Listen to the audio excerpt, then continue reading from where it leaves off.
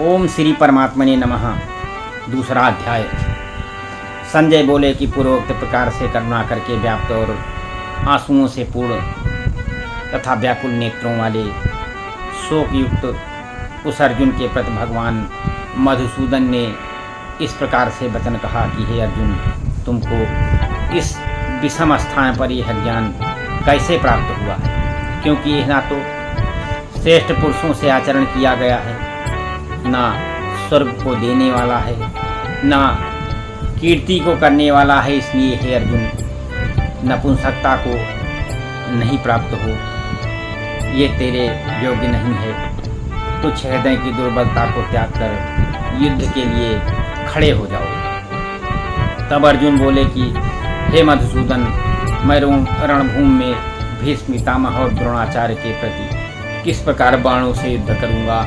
क्योंकि हे अर्जुन, वे दोनों ही पूजनीय हैं। इसलिए इन महानुभाव गुरुजनों को ना मारकर इस लोक में भिक्षा का अन्न भी भोगना कल्याणकारक समझता हूँ। क्योंकि गुरुजनों को मारकर भी इस लोक में रुधिर से सने हुए अर्थ और कामरोग भोगों को ही तो भोगूंगा।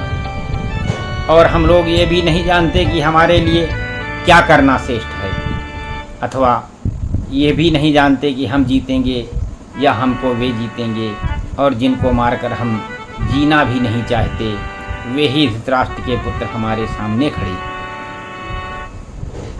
इसलिए कायरता रूप दोष करके उपहृत हुआ स्वभाव वाला और धर्म के विषय में मोहित चित्त हुआ मैं आपसे पूछता हूँ कि जो कुछ निश्चय किया हुआ कल्याणकारक साधन हो वह मेरे लिए कहिए। क्योंकि मैं आपका शिष्य हूँ, इसलिए आपके शरण हुए मेरे को शिक्षा दीजिए। क्योंकि भूमि में निष्कंटक धन्य धान संपन्न राज को और देवताओं के स्वामीपने को प्राप्त होकर भी मैं उस उपाय को नहीं देखता हूँ जो कि मेरी इंद्रियों के सुखाने वाले शोक को दूर कर सके। संजय बोले कि हे राजन, निद्रा को जीतने वाले अर्जुन अंतर्यामी श्री कृष्ण महाराज के प्रति इस प्रकार कहकर फिर श्री गोविंद भगवान से युद्ध नहीं करूँगा ऐसे कहकर के चुप हो गए। और उसके बाद वो भरतवंशी धृतराष्ट्र अंतर्यामी श्री कृष्ण महाराज ने दोनों सेनाओं के बीच में उस शोक युक्त अर्जुन को हंसते हुए से वचन कहे कि हे अर्जुन, तू न शोक करने योग्यों के लिए शोक करता है और पंडितों के से वचनों को कहता है, परंतु पंडित जन जिनके प्राण चले गए हैं उनके लिए और जिनके प्राण नहीं गए हैं उनके लिए भी शोक नहीं करते। क्योंकि आत्मा नित्य है, इसलिए शोक करना अयुक्त है।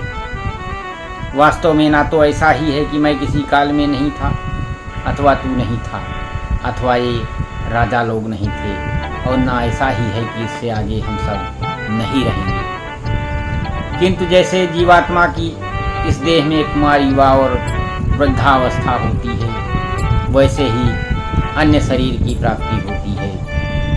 उस विषय में धीर पुरुष नहीं मोहित होता है। जैसे कुमार, युवा और जरावस्था रूप स्थूल शरीर का विकार अज्ञान से आत्मा में भासता है, वैसे ही एक शरीर से दूसरे शरीर को प्राप्त होना रूप सूक्ष्म शरीर का विकार भी अज्ञान से ही आत्मा में भासता है। इसलिए तत्व को जानने वाला धीर पुरुष इस विषय में नहीं मोहित होता। हे कुंती पुत्र, सर्दी गर्मी और सुख दुख को देने वाले इंद्रिय और विषयों के संयोग तो क्षणभंगुर हैं और ये अनित्य हैं। इसलिए हे भरतवंशी अर्जुन, उनको तू सहन कर। क्योंकि हे पुरुष श्रेष्ठ, दुख सुख को समान समझने वाले जिस धीर पुरुष के ये इंद्रियों के विषय व्याकुल नहीं कर सकते, वो मोक्ष के लिए योग्य होता है। और हे अर्जुन, असत वस्तु का तो अस्तित्व नहीं है और सत का अभाव नहीं है। इसलिए इस प्रकार इन दोनों का ही तत्व ज्ञानी पुरुषों द्वारा देखा गया है। इस न्याय के अनुसार नाश रहित तो उसको जान जिससे संपूर्ण जगत व्याप्त है, क्योंकि इस अविनाशी का विनाश करने को कोई भी समर्थ नहीं है। और इस नाश रहित अप्रमेय नित्य स्वरूप जीवात्मा के सब शरीर नाशवान कहे गए हैं। इसलिए हे भरतवंशी अर्जुन, तू युद्ध कर। जो इस आत्मा को मानने वाला समझता है तथा जो इसको मरा मानता है, वे दोनों ही नहीं जानते हैं, क्योंकि यह आत्मा न मारता है और न मारा जाता है। यह आत्मा किसी काल में भी न जन्मता है और न मरता है, अथवा न ये आत्मा होकर के फिर होने वाला है, क्योंकि यह अजन्मा, नित्य, शाश्वत और पुरातन है। इस शरीर के नाश होने पर भी यह आत्मा का नाश नहीं होता। हे प्रथापुत्र अर्जुन, जो पुरुष इस आत्मा को नाश रहित नित्य अजन्मा और अव्यय जानता है, वह पुरुष कैसे किसको मरवाता है और कैसे किसको मारता है।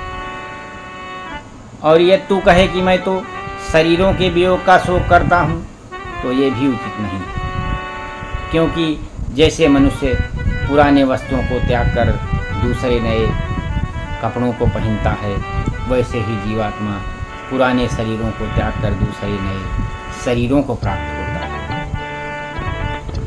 हे अर्जुन, इस आत्मा को किसी प्रकार के शस्त्र नहीं काट सकते और न इसको आग जला सकती है, इसको जल गीला नहीं कर सकते और इसको वायु सुखा नहीं सकते, क्योंकि यह आत्मा अच्छेद्य है। यह आत्मा अदाह, क्लेद और अशोष है तथा यह आत्मा निसंदेह नित्य, सर्वव्यापक, अचल, स्थिर रहने वाला और सनातन है। यह आत्मा अव्यक्त अर्थात इंद्रियों का विषय, और यह आत्मा अचिंत अर्थात मन का विषय, और यह आत्मा विकार रहित अर्थात न बदलने वाला कहा गया है। इससे हे अर्जुन, इस आत्मा को ऐसा जानकर तू शोक करने योग्य नहीं है, अर्थात तुझे शोक करना उचित नहीं है। यदि तू इसको सदा जन्मने और सदा मरने वाला माने तो भी हे अर्जुन, इस प्रकार शोक करने को योग्य नहीं है, क्योंकि ऐसा होने से तो जन्मने वाले की निश्चित मृत्यु और मरने वाले का निश्चित जन्म होना सिद्ध हुआ। इससे भी तू इस बिना उपाय वाले विषय में शोक करने को योग्य नहीं है। ये भीष्मादिकों के शरीर मायामय होने से अनित्य हैं, इसे शरीरों के लिए भी शोक करना उचित नहीं है, क्योंकि हे अर्जुन, संपूर्ण प्राणी इस जन्म से पहले बिना शरीर वाले और मरने के बाद भी बिना शरीर वाले ही होते हैं। केवल बीच में ही शरीर वाले प्रतीत होते हैं, फिर इस विषय में क्या चिंता है। हे अर्जुन, यह आत्म तत्व बड़ा गहन है, इसलिए कोई महापुरुष इस आत्मा को आश्चर्य के ज्यों देखता है, और वैसे ही दूसरा कोई महापुरुष ही आश्चर्य के ज्यों इसके तत्व को कहता है, और दूसरा कोई ही इस आत्मा को आश्चर्य के ज्यों सुनता है, और कोई कोई सुनकर भी इस आत्मा को नहीं जानता। हे अर्जुन, यह आत्मा सबके शरीर में सदा ही स्थित है, इसलिए संपूर्ण भूत प्राणियों के लिए भी तू शोक करने को योग्य नहीं है, और अपने धर्म को देखकर भी तो भय करने को योग्य नहीं है, क्योंकि धर्मयुक्त युद्ध में युद्ध से बढ़कर दूसरा कोई कल्याणकारक कर्तव्य क्षत्रिय के लिए नहीं है। हे पार्थ, अपने आप प्राप्त हुए और खुले हुए स्वर्ग के द्वार रूप इस प्रकार के युद्ध को भाग्यवान क्षत्रिय लोग ही पाते हैं, और ये तू इस धर्मयुक्त संग्राम को नहीं करेगा तो सद्धर्म को और कीर्ति को खोकर के पाप को प्राप्त होगा, और सब लोग तेरी बहुत काल तक रहने वाली अपकीर्ति को भी सुनेंगे, कहेंगे, और वह अपकीर्ति माननीय पुरुष के लिए मरण से भी अधिक बुरी होती है, और जिनके तू बहुत माननीय होकर भी अब तुच्छता को प्राप्त होगा।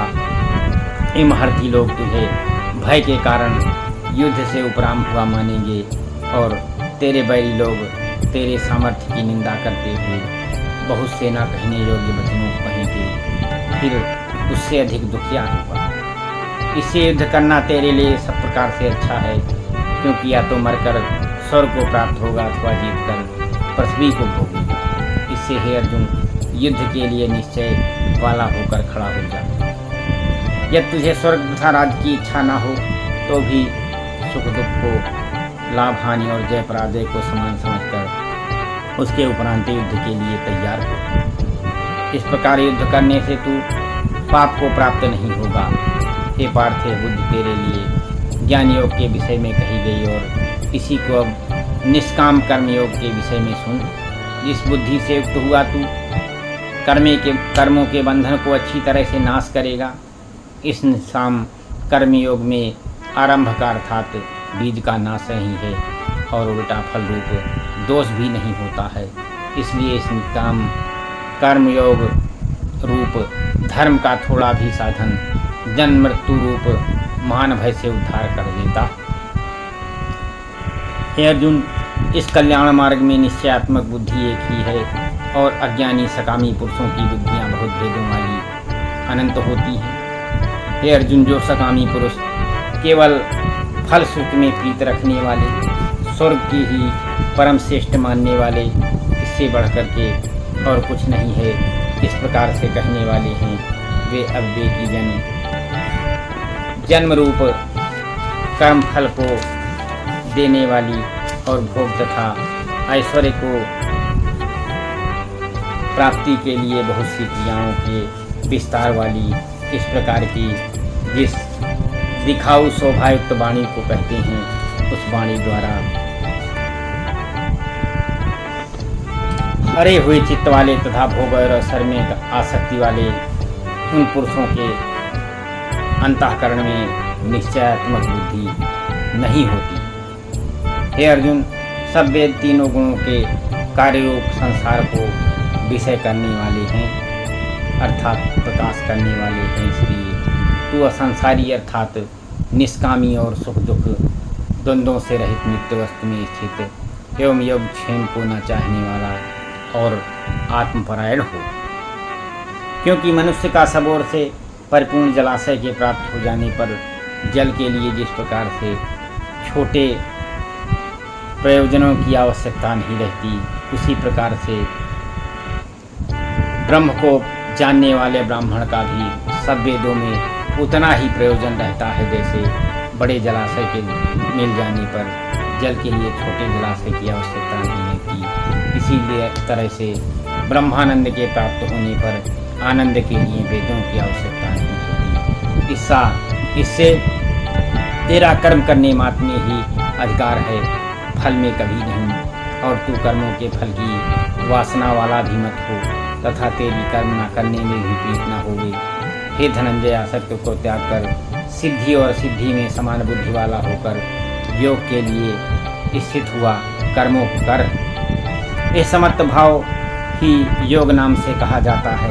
इस समत्त रूप बुद्धि योग से सकाम कर्म अत्यंत तुच्छ है। इसलिए हे धनंजय, समत्त बुद्धि योग का आश्रय ग्रहण कर, क्योंकि फल की वासना वाले अत्यंत दीन हैं। समत्त बुद्धि युक्त पुरुष पुण्य पाप दोनों को इस लोक में ही दबा लेता है, अर्थात उससे लिपायमान नहीं होता। इससे समत्त बुद्धि योग के लिए ही चेष्टा कर। समत्त बुद्धि रूप योग में ही कर्मों में चतुरता है, अर्थात कर्म बंधन से छूटने का सरल उपाय है। क्योंकि बुद्धि योग युक्त ज्ञानी जन कर्मों से उत्पन्न होने वाले फल को त्याग कर जन्म रूप बंधन से छूटे हुए निर्दोष अर्थात परम पद को प्राप्त होते हैं। हे अर्जुन, जिस काल में तेरी बुद्धि मोह रूप दलदल को बिल्कुल तर जाएगी, तब तू सुनने योग्य और सुने हुए के वैराग्य को प्राप्त होगा। जब तेरी अनेक प्रकार के सिद्धांतों को सुनने से विचलित हुई बुद्धि परमात्मा के स्वरूप में अचल और स्थिर ठहर जाएगी, तब तू समत्त रूप योग को प्राप्त होगा।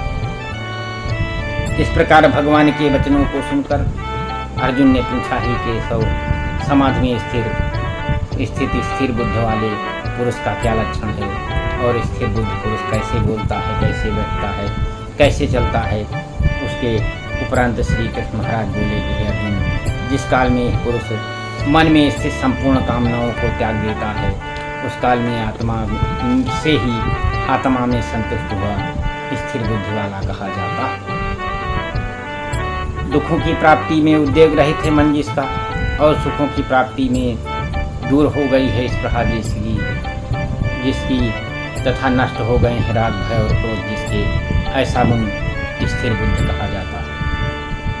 जो पुरुष सर्वत्र स्नेह रहित हुआ, उन सब तथा शुभ वस्तुओं को प्राप्त होकर न प्रसन्न होता है और न द्वेष करता है, उसकी बुद्धि स्थिर होती है। और कछुआ अपने अंगों को जैसे समेट लेता है, वैसे ही है पुरुष जब सब ओर से अपनी इंद्रियों के विषयों में समेट लेता है, तब उसकी बुद्धि स्थिर होती है। यद्यपि इंद्रियों के द्वारा विषयों को न ग्रहण करने वाले पुरुष के भी केवल विषय तो निवृत्त हो जाते हैं, परंतु राग नहीं निवृत्त होता, और इस पुरुष का तो राग भी परमात्मा को साक्षात करके निवृत्त हो जाता है।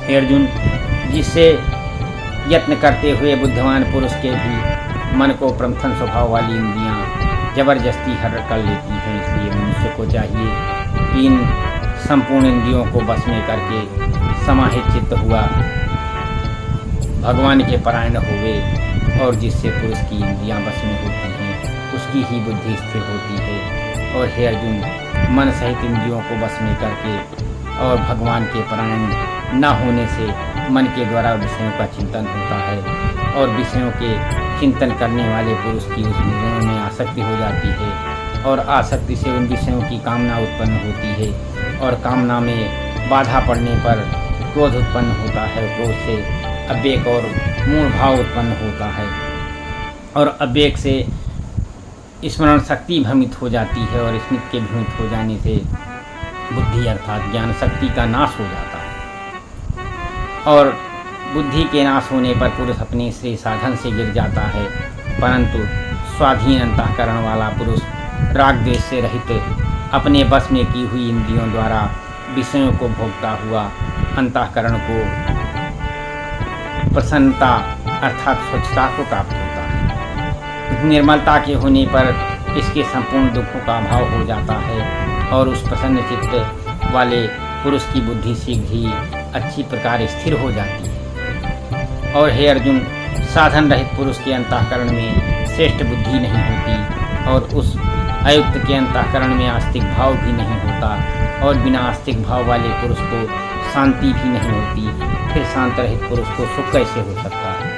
क्योंकि जल में वायु नाव को जैसे हर लेता है, वैसे ही विषयों में विचरती हुई इंद्रियों के बीच में जिस इंद्री के साथ मन रहता है, वो एक ही इंद्री इस अयुक्त पुरुष की बुद्धि का हरण कर लेती। इससे हे महाबाहो, जिस पुरुष की इंद्रियां सब प्रकार इंद्रियों के विषयों से बस में की हुई होती हैं, उसकी ही बुद्धि स्थिर होती है। और हे अर्जुन, संपूर्ण भूत प्राणियों के लिए जो रात्र है, उस नित्य शुद्ध बोध स्वरूप परमानंद में भगवत को प्राप्त हुआ योगी पुरुष जागता है, और जिस नाशवान क्षणभंगुर सांसारिक सुख में सब भूत प्राणी जागते हैं, और तत्व को जानने वाले मुन के लिए वो रात्रि है। जैसे सब ओर से परिपूर्ण अचल प्रतिष्ठा वाले समुद्र के प्रति नाना नदियों के जल उसको चलायमान न करते हुए ही समा जाते हैं, वैसे ही स्थिर बुद्ध पुरुष के प्रति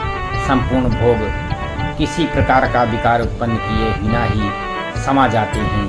यह पुरुष परम शांति को प्राप्त होता है, न कि भोगों को चाहने वाला पुरुष संपूर्ण कामनाओं को त्याग कर ममता रहित और अहंकार रहित हुआ इस प्रकार रहित हुआ बरतता है, वो शांति को प्राप्त होता है। हे अर्जुन, ये ब्रह्म को प्राप्त हुए पुरुष की स्थिति है। इसको प्राप्त होकर योगी कभी मोहित नहीं होगा, और अंतकाल में निष्ठा में स्थित होकर के ब्रह्मानंद को प्राप्त हो जाता है।